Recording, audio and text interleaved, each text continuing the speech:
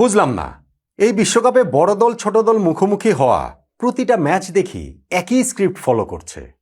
একটা ম্যাচে হতে পারে, দুইটা ম্যাচে হতে পারে, তাই বলে তিনটা ম্যাচে হবে, চারটা ম্যাচে হবে, পাঁচটা ম্যাচে হবে। এবারে টি-20 বিশ্বকাপে প্রথম 2 দিনে 3 × 6টা ম্যাচ তো হলো। তার মধ্যে আফগানিস্তান নিউজিল্যান্ড ম্যাচটাকে আলাদা করে রাখতে পারেন, কেননা ওইটা ধরেন সমশক্তির দুইটা দল। আফগানিস্তান ভাই এখন বড় দল, এটা আমরা শুধু শুধু বললেই তো আর হবে না। গত টি-20 ওয়ার্ল্ড কাপে তারা সেমিফাইনালেও খেলেছে এবং তাদের ক্রিকেটাররা বিভিন্ন ফ্র্যাঞ্চাইজি লিগে বিশ্বব্যাপী কীরকম দাপটের সঙ্গে খেলছেন সেটা তো আমরা জানি। ফলে আফগানিস্তান নিউজিল্যান্ড ম্যাচটাকে আমরা এক সাইডে রাখতে পারি, সেখানটাতে নিউজিল্যান্ড জিতেছে। কিন্তু বাকি যে 5টা ম্যাচ প্রতিটাতেই অঘটনের সম্ভাবনা তৈরি হয়েছিল, প্রবলভাবেই তৈরি হয়েছিল, এবং শেষ পর্যন্ত যে কোনোটাই অঘটন ঘটেনি। পাকিস্তানকে হারাতেই পারত নেদারল্যান্ডস, পারেনি। ওয়েস্ট ইন্ডিজকে হারানোর সুবর্ণ সুযোগ পেয়েছিল স্কটল্যান্ড, পারেনি। ভারতকে হারানোর অবিশ্বাস্য সুযোগ পেয়েছিল যুক্তরাষ্ট্র, হয়নি সেইটাও। প্রথম দিনের 3টা ম্যাচ, আজকের এই দ্বিতীয় দিনেও সবচেয়ে বড় অঘটন হয়ে যেতে পারত যদি নেপাল ইংল্যান্ডকে হারিয়ে দিত। পেয়েছিল তো, সেই সুযোগ তো তাদের সামনে খুব ভালোভাবে ছিল, পারেনি তারা। আর এই সেকেন্ডের যে লাস্ট ম্যাচটা, সেখানেও তো আয়ারল্যান্ড শ্রীলঙ্কাকে হারিয়ে দিতে পারত, দিতেই পারত। কিন্তু ওই আগের ম্যাচগুলোর মতো জয়ের সম্ভাবনা জাগিয়ে যখন জয়টা মনে হচ্ছে যে তাদের মুঠোর মধ্যে, জাস্ট শুধু এখন ফিনিশিং লাইনটা ক্রস করতে হবে, সেই সময় গিয়েই তারা আসলে হুমড়ি খেয়ে পড়ে গেল এবং শ্রীলঙ্কার কাছে ম্যাচটি 20 রানে হেরে গেল। 20 রান টি-20 ফরম্যাটে ওই যে অন্যান্য ম্যাচগুলোর মতোই বলতে হয় যে একটা ঠিক আছে, ডিফারেন্সটা বড়ই, কম না। কিন্তু যে অবস্থা হয়েছিল তাতে করে আয়ারল্যান্ডের এই ম্যাচ আসলে হারার কথা ছিল না। ম্যাচটা তারা কোথায় হেরে গেল এবং সেইখানটাতে টার্নিং পয়েন্ট কোনটা, তা নিয়েই তো আলোচনাটা করছি। হ্যাঁ, এটা ঠিক যে শ্রীলঙ্কা ও আয়ারল্যান্ড ম্যাচে এইখানটাতে যদি আয়ারল্যান্ড জিততো সেটা অঘটন হতো, কিন্তু ওইটা আবার এত বড় অঘটন না যেটা পুরো ক্রিকেট বিশ্ব এলোমেলো করে দিত। ধরেন যদি ইউএসএ হারিয়ে দিত ভারতকে, কিংবা নেপাল হারিয়ে দিত ইংল্যান্ডকে, তখন ওই ঘটনাগুলো ঘটতো। বাট স্টিল তারপরেও তো আয়ারল্যান্ডের জন্য এটা একটা গ্রেট অপরচুনিটি ছিল, শ্রীলঙ্কার জন্য এইটা একটা ভয়াবহ ব্যাপার হয়ে যেতে পারত যদি প্রথম ম্যাচটাতেই তারা এইভাবে হেরে যেত আয়ারল্যান্ডের কাছে। তখন সুপার 8-এ ওঠাটাই তাদের একটা বড় প্রশ্নের সামনে দাঁড়িয়ে পড়তো। ম্যাচটা আসলে ডিসাইড হলো কোন জায়গায়? প্লেন এন্ড সিম্পল আমি বলি ভাই, শেষ 6 ওভারে, 2 ইনিংসেরই লাস্ট 6 ওভারে। দেখেন, শ্রীলঙ্কা আগে ব্যাটিং করে 163 রান তুলেছে।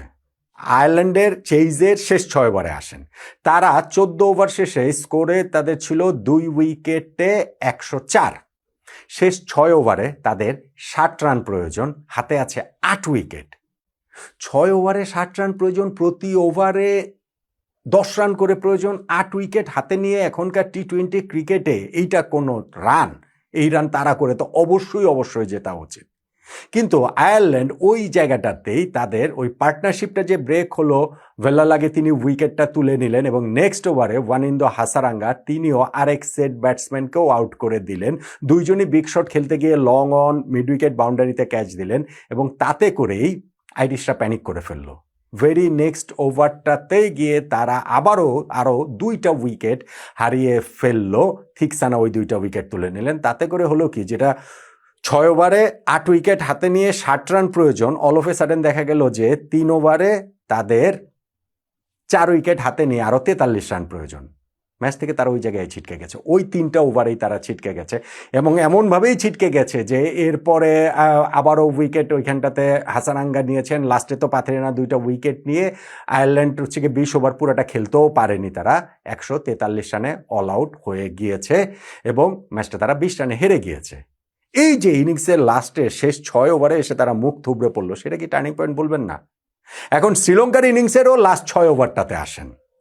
হ্যাঁ, শ্রীলঙ্কার স্টার্টটা ভালো হয়েছিল, পাওয়ার প্লেতে তারা 1 উইকেটে 50 রানে পৌঁছে গিয়েছিল, কিন্তু এরপরে তাদের ইনিংসটা একেবারে ঝিমিয়ে পড়ে, একেবারে ঘুমিয়েই পড়ে।